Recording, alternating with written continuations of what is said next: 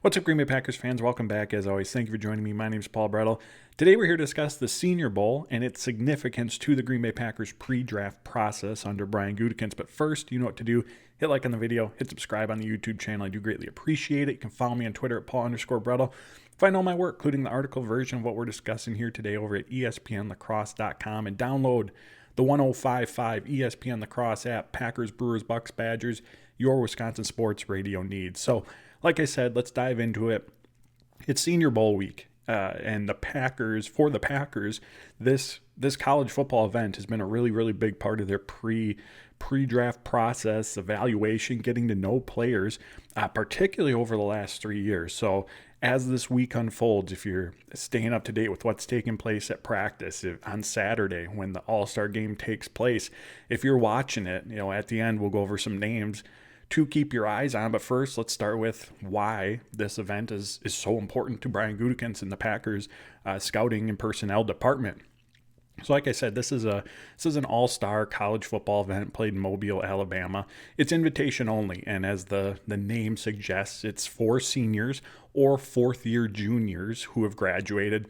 But during the 2024 Senior Bowl, they did let some underclassmen participate in the event as well, who were going to the NFL draft. So the players who are eligible for this are players who are draft eligible. They're going to be in this upcoming April's NFL draft, and it's a prime opportunity for these players to showcase their talents against high-level competition. And that's not only during Saturday's game, but throughout the week of highly, highly competitive practices. And like I said, this year's game is going to be on this Saturday, February 1st. And GMs, scouts from all 32 NFL franchises flock to Mobile, Alabama for this week. And in addition to what they're watching on the practice field and then on the football field Saturday, it's really the first opportunity for these organizations, again, the GMs, the scouts, the members of the personnel department, to meet with these players, to talk with them one-on-one, to, again, begin forming some relationships,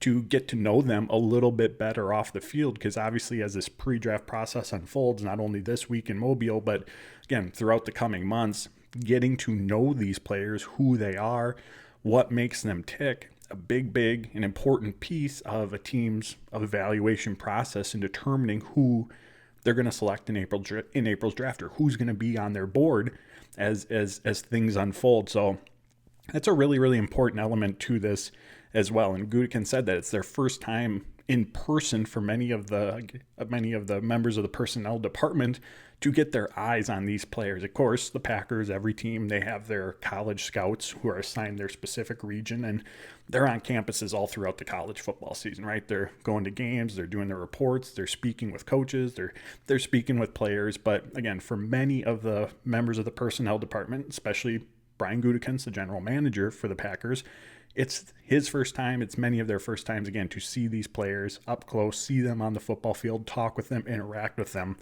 in person. And that interaction in person, as Gutekunst also said, is huge. It's a big component, as we just laid out, to the evaluation process and getting to know who these prospects are. So that's the Senior Bowl event. That's what's unfolding in the coming days over the next week. Now, how it pertains to the Packers, Brian Gutekunst loves Senior Bowl participants, especially the last 3 years. So going back to 2022, so this is 3 draft classes, 2022, 23, 24. In total, the Packers have made 35 draft picks over that 3-year span. 18 of them, so over half, 18 of them have been participants in the Senior Bowl. During 2022 and 2023, 10 of their draft picks, the Packers draft picks over those 2 draft classes, were Senior Bowl participants. This past year, 2024, the Packers had 11 picks in total. A whopping 8 of them participated in the Senior Bowl. So again, 18 of the Packers' last 35 draft picks over 3 years have been Senior Bowl participants. Some of these players include from 2022, Romeo Doubs, Christian Watson, J.J. Eningbari, Devonte Wyatt. In 2023, Carl Brooks, Jaden Reed, Luke Musgrave, Dontavian Wicks. Also of note, in 2020, Jordan Love was a Senior Bowl participant. And again, last year, 8 of the 11 Packers draft picks played in the Senior Bowl. So we'll just look at the list of players who did not participate in that event. It was Edrin Cooper, Tyron Hopper, and Jacob Monk. Otherwise, everyone else, again, Javon Bullard, Jordan Morgan, Evan Williams, all participated in the Senior Bowl. So again, huge. There's if history's our teacher here, there's likely multiple future Packers participating in the event this week. So keep your eyes on it. What unfolds? Who stands out? Who stands out during the game? Who stands out during the week of practices? Because history tells us there's future Packers in this group. And last year as well, Gutekunst said it's not by design, right? They don't go into the draft saying, all right, we need to get at least 4 players from the Senior Bowl, but it's how it unfolds because of, again, Gutekunst spoke very, very highly of this Senior Bowl event because it's super competitive. There's a lot of good on good through the practices during the week. There's not so much of the implementation of, all right, here's our plays, here's the game plan, here's what we're going to do to go out and win on Saturday. It is highly competitive, one-on-one, OL versus DL, receivers versus cornerbacks. Obviously, the quarterbacks are part of that equation. It is highly, highly competitive, tons of one-on-ones, tons of good on good. And Brian Gutekunst said that obviously he likes watching that component of it to see how players perform in those high leverage situations.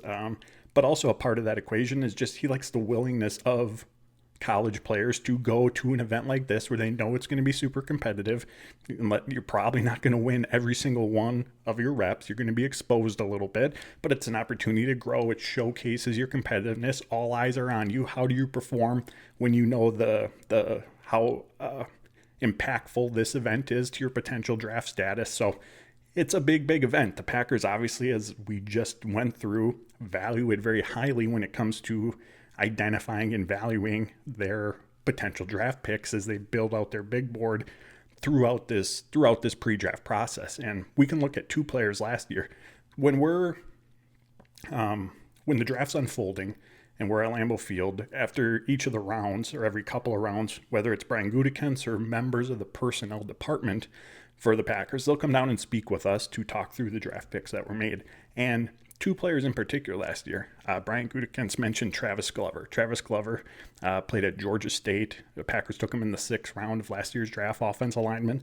But it was Glover's, again, coming from a smaller school, it was his performance in the Senior Bowl against those Power 5 competition, Power 5 defensive tackles that helped further put him on the Packers' radar in late January, early February. So they began to, again, look more closely at him because of his performance there. John Eric Sullivan is the Packers' VP of player personnel, and he mentioned Evan Williams, watching him up close. Because again, there's a difference between tape and seeing someone do something live, up close, in person with your own eyes.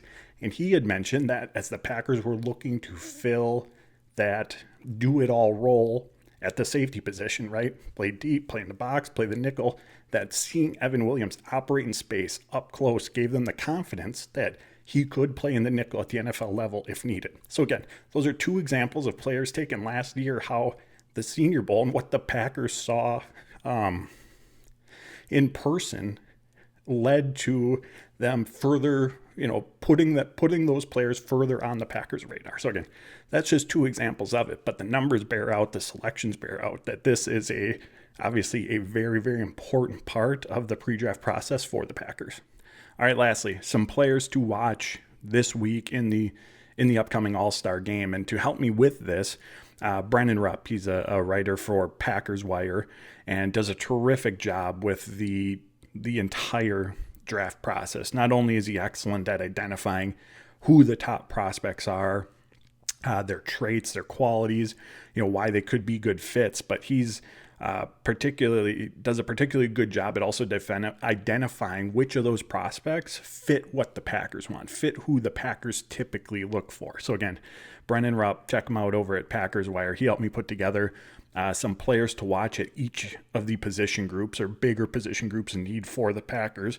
So I'm not going to dive into all the names. I'm going to put the article link in the description below. Head there to see all of the players at each of the position groups, along with Brennan's kind of synopsis of each of the position groups and with those players in it. But just a few names to know off the bat. Cornerback position, Trey Amos, Darian Porter, Quincy Riley from Louisville. At the edge rusher position, Nick Scorton from Texas A&M, Ja Joyner from Minnesota, Jordan Birch from Oregon. Defensive tackles, Joshua Farmer from Florida State, TJ Sanders from South Carolina. Linebacker position, Cody Lindenberg from Minnesota, Shamar James from Florida. And the offensive line, Caleb Rogers from Texas Tech, Charles Grant from William and Mary, Jack Nelson from Wisconsin, and lastly, wide receivers, Jalen Royals from Utah State, Pat Bryant from Illinois, Brew McCoy from Tennessee. So again, those are just a few of the players that Brennan listed at, again, some potential key positions that we could see the Packers address.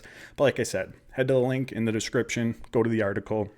You'll see everything we just discussed in this video, and you'll see all the players that Brennan listed to keep your eyes on, as long as some synopsises about the position groups, the Senior Bowl, and all that good stuff.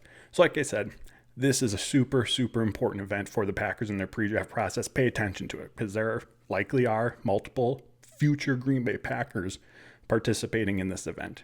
So there you have it, my friends. As always, I appreciate you tuning in. Hit like on the video, hit subscribe on the YouTube channel. Follow me on Twitter at Paul_Brettel. Find all my work over at ESPNLacrosse.com and download the 1055 ESPN Lacrosse app. Till next time, friends, take care.